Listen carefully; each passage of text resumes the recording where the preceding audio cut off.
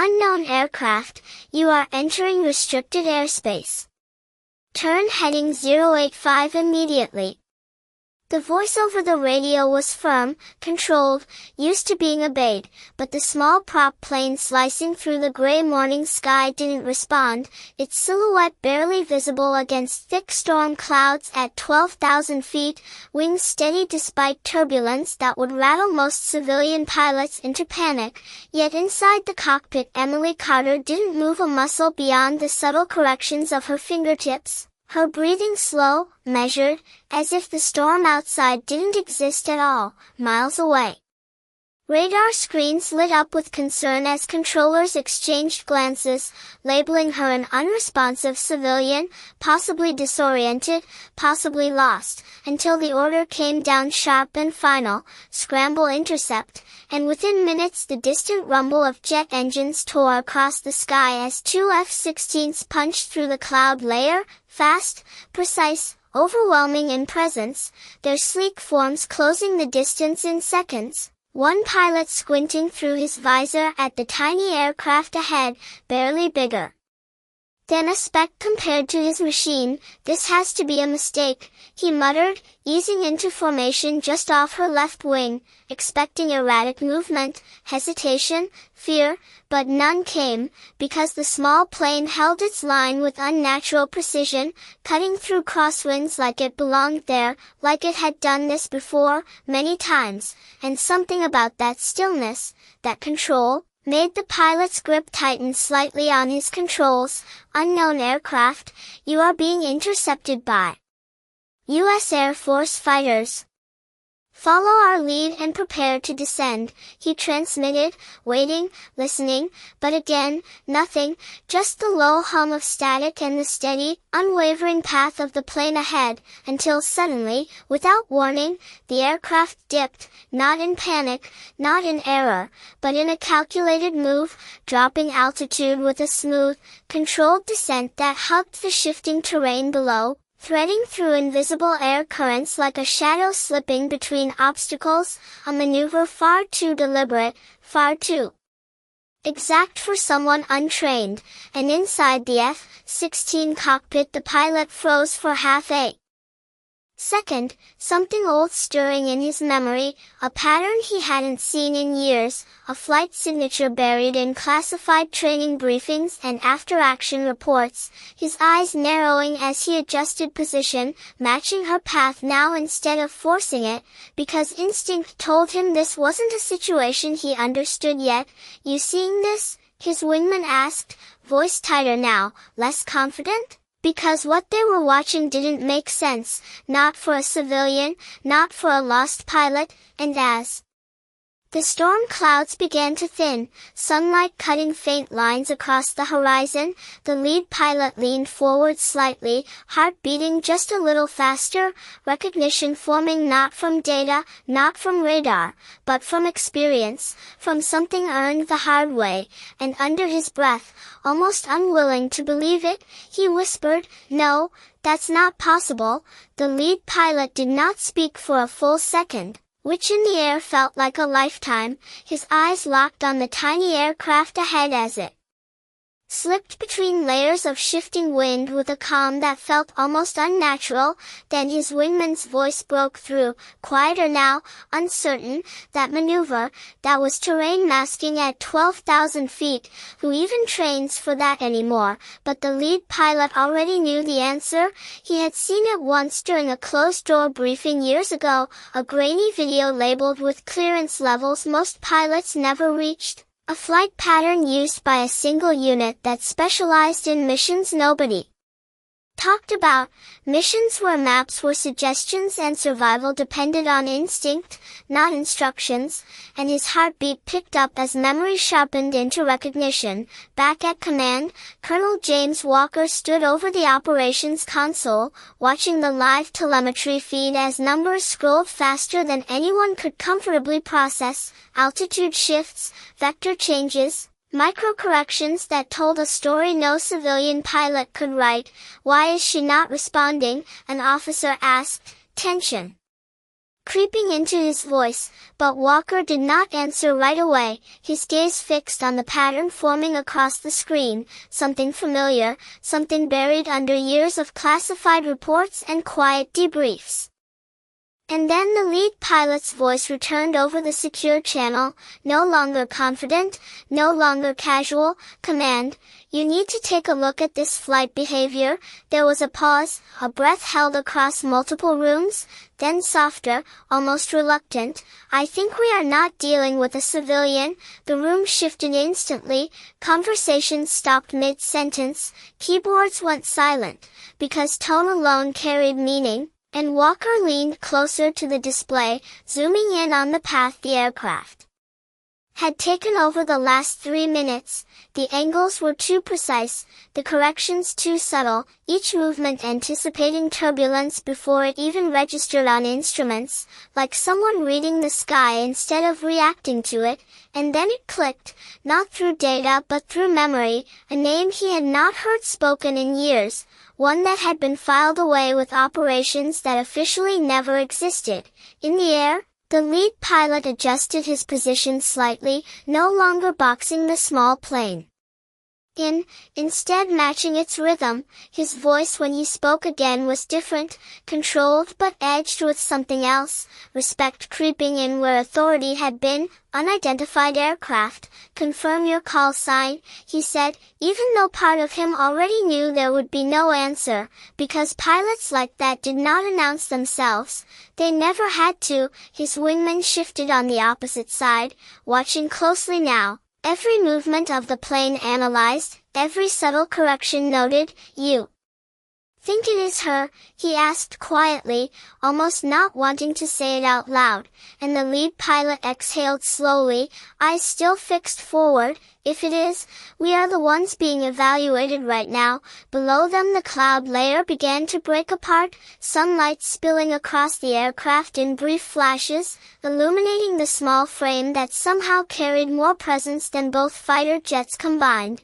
And far below, the landscape opened into a stretch of mountains and narrow valleys, the kind of terrain that turned mistakes into endings. Yet the plane ahead dipped again, smooth, intentional, entering the valley path without hesitation, as if it had been there before, as if it remembered every turn. And in the command center, Colonel Walker straightened slightly, voice low but firm as he reached for the secure line.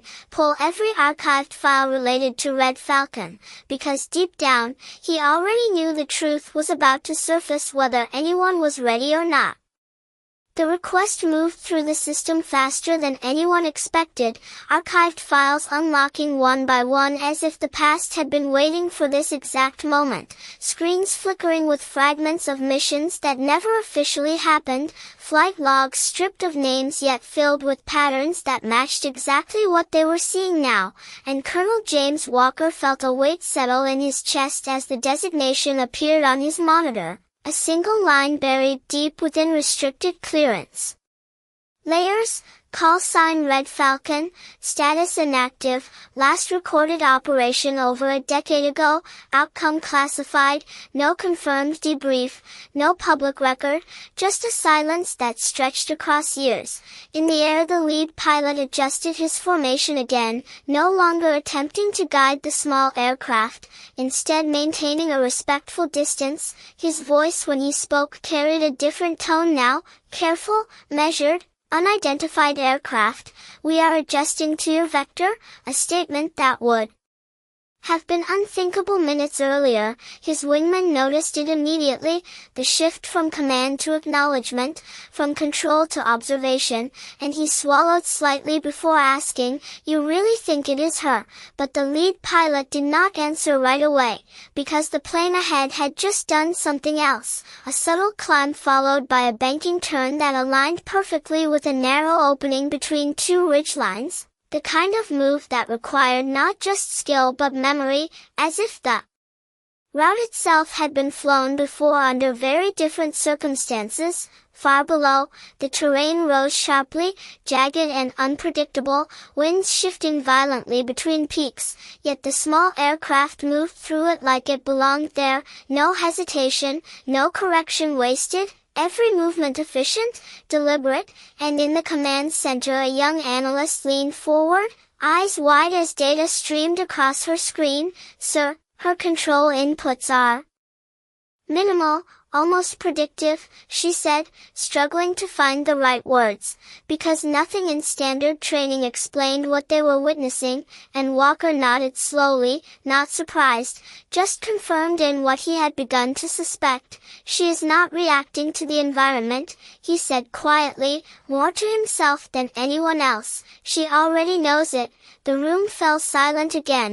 Not out of confusion this time, but something closer to realization, because patterns like that did not come from practice alone, they came from experience carved into instinct. Back in the cockpit, Emily Carter remained still, her eyes focused far beyond the immediate path ahead, reading shifts in light, subtle changes in cloud density, the way air moved along the mountain edges, her hands resting lightly on the controls as if the aircraft required almost nothing from her. And for a brief moment the reflection of sunlight across the instrument panel revealed something else, a small worn tag hanging near the console, edges faded, letters barely visible, yet unmistakably military in origin, a detail no one else could see from the outside but one that told a story of where she had been, and why she flew the way she did. The lead pilot noticed another change, her speed adjusting slightly, not slowing, not accelerating, but aligning with something unseen, and that was when he finally spoke again, voice low, almost certain now. "Command, confirm status of Red Falcon," and this time there was no hesitation in the response. Colonel Walker's voice came through the channel steady, controlled, but carrying a weight that every pilot recognized instantly. "Red Falcon is not a legend," he said, pausing just long enough for the words to settle. "You are flying alongside her," and in that moment the air itself seemed to shift, not physically, but in meaning, because everything they thought they understood about the situation had just changed. And the tiny aircraft ahead was no longer something to intercept, it was something to follow. For a moment, no one spoke over the radio, not because they did not have orders, but because the meaning of those orders had changed, the lead pilot easing his grip on the controls as he repositioned slightly behind the small aircraft instead of beside it, a subtle shift that spoke louder than any command, and his wingmen followed without being told, instinct overriding protocol, both jets now forming a loose escort pattern rather than an intercept, their powerful engines no longer a threat but a presence, a quiet acknowledgment in the sky. "Ma'am, we are adjusting to your lead," the lead pilot said carefully, each word chosen with precision, because something about this moment demanded respect, not authority, and still there was no reply, only the steady hum of her engine and the clean, uninterrupted path she carved through the mountain corridor below, her altitude holding just above the ridge line at around 9,500 feet, a margin that left no room for error yet showed no sign of hesitation, as if every inch of airspace had already been memorized long before this flight began. Inside the command center, Colonel James Walker stood straighter now, eyes locked on the real-time feed as additional data filled the screens, old mission overlays aligning almost perfectly with her current route, coordinates that had not been referenced in years suddenly matching her flight path with eerie accuracy, and one of the analysts spoke softly, almost afraid to break the pattern. "Sir, she is following a route that is not on any current civilian chart," and Walker nodded once, slow, deliberate, "Because it was never meant to be," he replied, his voice carrying the quiet certainty of someone who had just connected the last piece of a long-buried puzzle. High above, the cloud layer thinned completely, revealing a stretch of open sky beyond the mountains, sunlight reflecting off the surface of her small aircraft, making it look almost fragile compared to the sleek steel of the F-16s flanking her from a distance, yet there was nothing fragile about the way she flew. Her movements minimal, efficient, each adjustment serving a purpose that only She seemed to fully understand, and as they cleared the final ridge, her altitude increased slightly, a smooth climb to around 11,000 feet, aligning with a heading that pointed far beyond the restricted zone, as if the entire interception had never been her concern to begin with.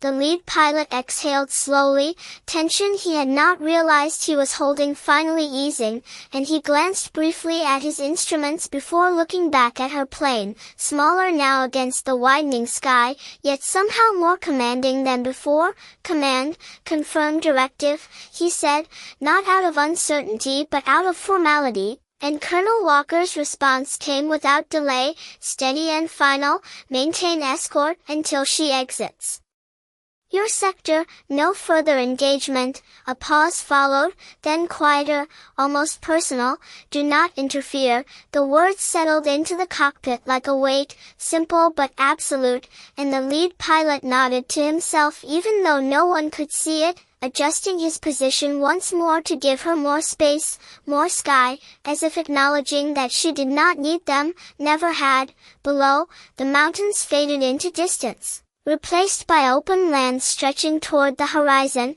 and for the first time since the interception began, there was a sense of calm, not the absence of tension but something deeper, a recognition that what they had witnessed was not an anomaly, not a mistake, but something intentional, something precise. And as the small aircraft continued forward without deviation, without a single word transmitted over the radio, the silence itself became the final confirmation, because some identities were never meant to be announced, only recognized, and in that quiet sky, surrounded by machines built for power and speed, it was the smallest aircraft that carried the greatest presence, moving forward on a path that did not exist on any map, yet was followed without question.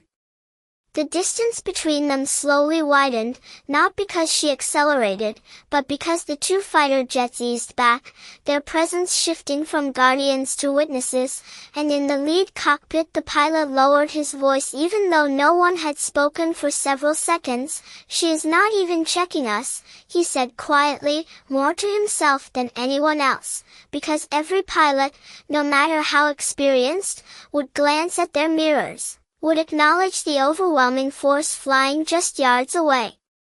Yet the small aircraft ahead remained perfectly centered in its path, no deviation, no curiosity, as if the existence of two F-16s meant nothing at all. His wingman adjusted his throttle slightly, matching speed but keeping distance now, a silent agreement forming between them. "It is like she already knew we would be here," he replied, the words hanging in the air longer than expected, because neither of them could deny it. Her timing, her route, even her altitude shifts felt less like reaction and more like expectation.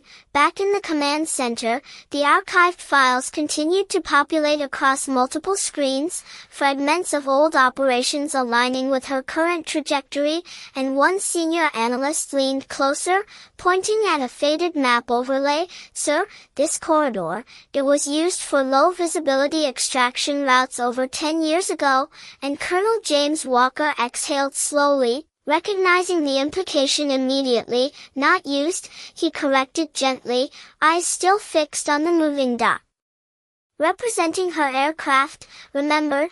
The distinction settled over the room, quiet but heavy, because it suggested something far deeper than training. It suggested a past that never truly ended.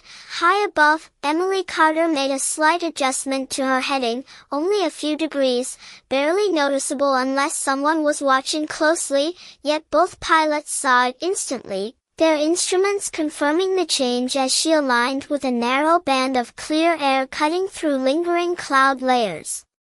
And the lead pilot shook his head almost imperceptibly. "She is threading weather like it is not even there," he murmured, recalling how even advanced systems struggled to predict microturbulence in this region, yet she moved through it as if she could feel it before it formed. Sunlight spread wider now, illuminating the sky in soft gold tones, the storm fully behind them, and with that shift came something else, a sense of finality, as if the moment of confrontation had already passed without anyone realizing exactly when it changed. The mission no longer about interception, no longer about identification, but about understanding something that did not need to be explained. Command, she is approaching sector boundary, the wingman reported, his voice steady again but quieter, more deliberate, and Colonel Walker nodded once, even though the pilots could not see him. Maintain position until she clears, he repeated, then after a brief pause added, and log everything, because moments like this were rare, not just operationally, but historically, the kind of encounter that would be studied long after it ended.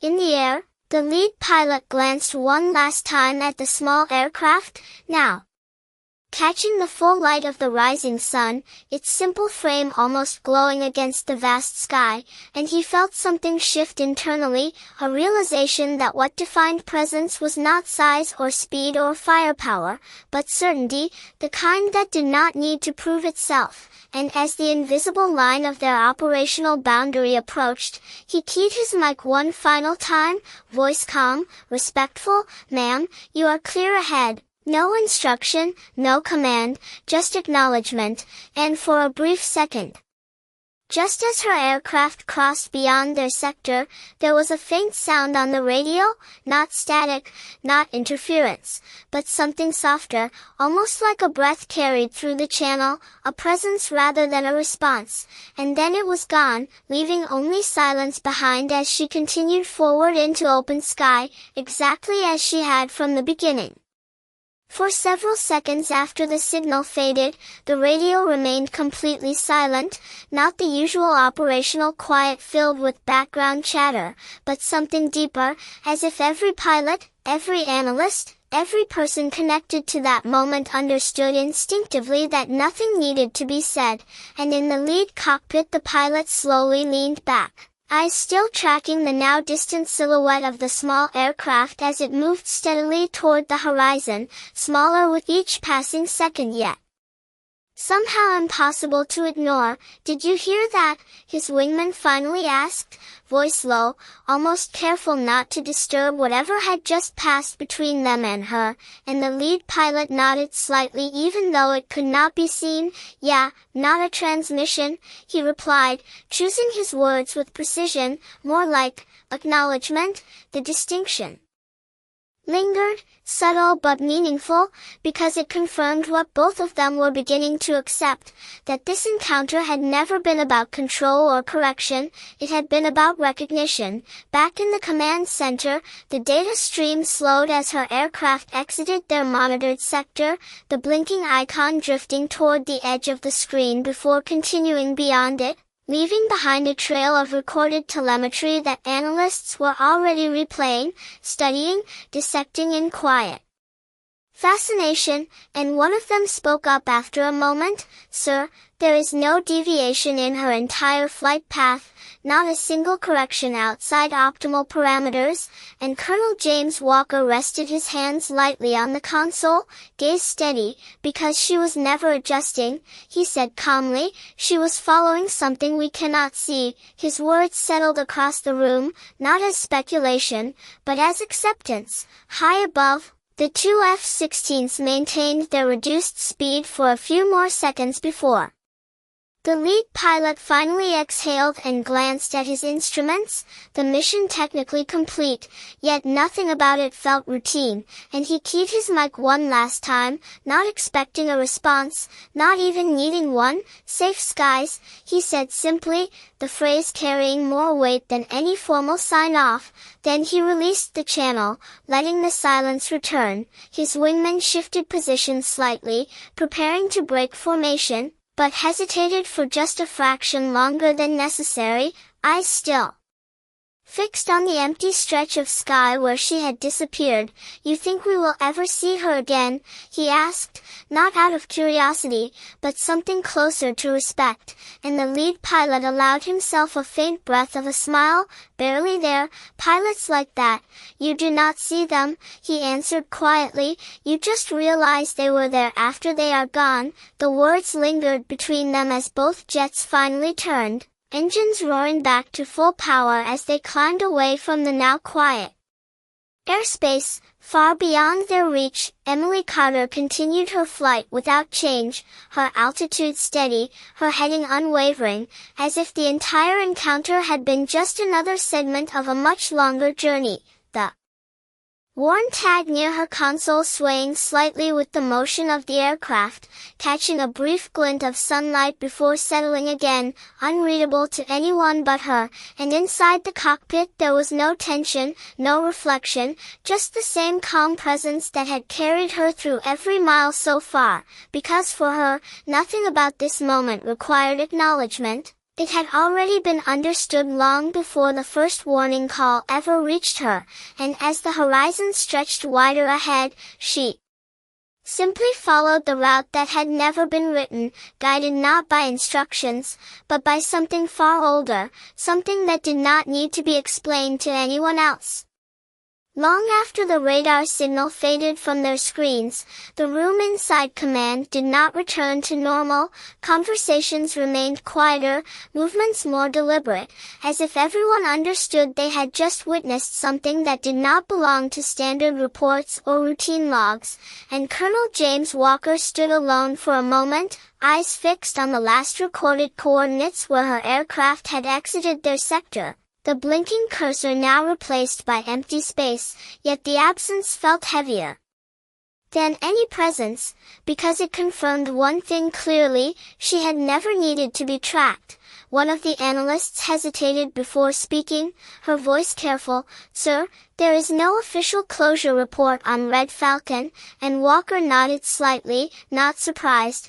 "There was never supposed to be one," he replied, his tone calm but carrying years of understanding, because some operations were not designed to be concluded, only survived, and as he reached forward to close the archived file, his hand paused briefly over the screen, the name still visible, not erased, not forgotten, just untouched. Miles away in the open sky, Emily Carter maintained her steady heading at just over 11,000 feet, the horizon stretching endlessly ahead, clouds thinning into soft streaks of light, and for the first time since entering the restricted zone, she adjusted her throttle slightly, not out of necessity, but timing. A small change that aligned her speed with something unseen, something internal rather than external, her eyes scanning the sky in quiet rhythm, not searching, just confirming, because for her, every mile had already been accounted for long before this flight began. Back in the returning F-16s, the lead pilot remained unusually silent, hands steady on the controls as the base came back into range, the familiar outline of the runway appearing in the distance, yet his focus lingered somewhere else entirely, replaying the flight in his mind. Every movement, every decision, every moment that did not make sense until it suddenly did, and his wingman finally broke the silence, softer now than at any point before. "I checked the old files while we were out there," he admitted, glancing briefly at his instruments. "There is almost nothing about her, just fragments, references, no full record." The lead pilot exhaled slowly, a faint nod following. "That is how you know it is real," he said, because the absence of information often spoke louder than detailed reports. As the jets touched down minutes later, wheels meeting the runway with controlled precision, neither pilot spoke immediately, the engines winding down in a low hum that filled the space between them, and when the canopy finally lifted, the lead pilot paused before stepping out, his gaze drifting upward one last time toward the open sky, now empty, yet still carrying the weight of what had passed through it. "Some people," he said quietly, more to himself than anyone else, "do not need to be remembered loudly," and he stepped down onto the tarmac, leaving the words behind as the ground crew moved in, unaware of the shift that had taken place beyond their sight. far ahead, beyond any radar, beyond any mapped airspace. Emily continued forward without hesitation, her small aircraft cutting through calm air with the same quiet certainty, the worn tag beside her reflecting a faint glimmer of sunlight once more before settling into stillness. And she did not look back, did not check the instruments for confirmation, did not reach for the radio, because nothing behind her required attention, the path ahead already known, already chosen, and as the sky opened wider, endless and silent, she simply followed it, the way she always had, without needing anyone to understand why. The base did not return to routine that day, even hours after the jets were secured and the reports began to take shape, because something about the encounter resisted being reduced to standard language, and in a quiet briefing room Colonel James Walker sat with a small group of senior officers, a single screen displaying the reconstructed flight path, a thin line cutting through restricted airspace with absolute precision, no hesitation, no correction, just intent, and one of the officers leaned forward, studying the path closely. "She never deviated," he said, almost in disbelief, and Walker nodded once. "Because she was not navigating," he replied calmly, "she was remembering." The room fell silent again, not out of confusion but recognition, because that difference meant everything. The playback continued, showing the moment of interception, the F-16s closing in, their speed overwhelming compared to the small aircraft, yet even in that moment the path did not change, no reaction, no acknowledgment, just continuation, and another officer spoke, voice lower now, "Sir, why did she not respond to any command?" And Walker paused before answering, his eyes still on the screen. "Because she did not need to," he said, then added quietly, "she already knew who we were, what we would do, and when we would do it." The implication settled heavily, because it suggested something beyond training. Something closer to foresight shaped by experience, miles away, far beyond any monitored zone. Emily Carter adjusted her heading slightly as the terrain below shifted into open plains, the mountains now far behind her, her altitude holding steady as the sky widened into a calm, endless blue, and for the first time since the encounter, her hand moved from the controls to the small worn tag beside her console, her fingers brushing its edge lightly, not out of sentiment, but acknowledgment, a quiet connection to something that had never truly left her, the faded letters. Catching light for a brief second before her hand returned to the controls, her focus never breaking, back in the briefing room, the final segment of the flight played out. Her aircraft exiting the restricted sector, the F-16s falling back, their formation shifting from intercept to escort without a single direct order recorded in the system, and one analyst pointed at the transition point. "There is no command logged here," she said, confusion in her voice, and Walker allowed a faint, almost imperceptible smile. "Not everything important is logged," he replied, "because some decisions were made in moments where protocol stepped aside for understanding." The room absorbed that quietly, each person replaying the same realization in their own way, that what they had witnessed was not a breach, not a threat, but a reminder, a glimpse into a world where skill and experience moved beyond standard definition, where identity was not declared but recognized. And as the screen finally went dark, the thin line of her path disappearing with it, no one rushed to speak, no one reached to fill the silence. Because it did not feel empty, it felt complete. Outside, the sky stretched endlessly above the base, calm and unbroken, giving no sign that anything unusual had passed through it, and somewhere far beyond that horizon, Emily continued her flight exactly as before, no change in speed, no shift in posture, her presence as quiet as ever, because for her, there had been no interruption, no event, only continuation, the same path she had always followed, unseen, unrecorded in ways that mattered most, and as the distance between her and everything behind her grew wider. The meaning of that encounter settled into those who had witnessed it, not as a story to tell loudly, but as something understood in silence, carried forward without explanation. The final report was never officially filed, at least not in the way most missions were documented, because every attempt to summarize what had happened seemed to fall short, reducing something precise and meaningful into words that felt too small. And in his office, long after the base had quieted down, Colonel James Walker sat alone with the last open file on his screen, the call sign still visible, not highlighted, not flagged, just present, and for a moment he did not reach to close it, his eyes tracing the simple designation that carried years of silence behind it, before he finally leaned back, exhaling slowly. "Some paths are not meant to be recorded," he said under his breath, the words barely audible, yet carrying a quiet certainty. Outside, the night sky stretched wide above the base, clear and still, no sign of the earlier tension, no trace of the aircraft that had passed through with such quiet authority.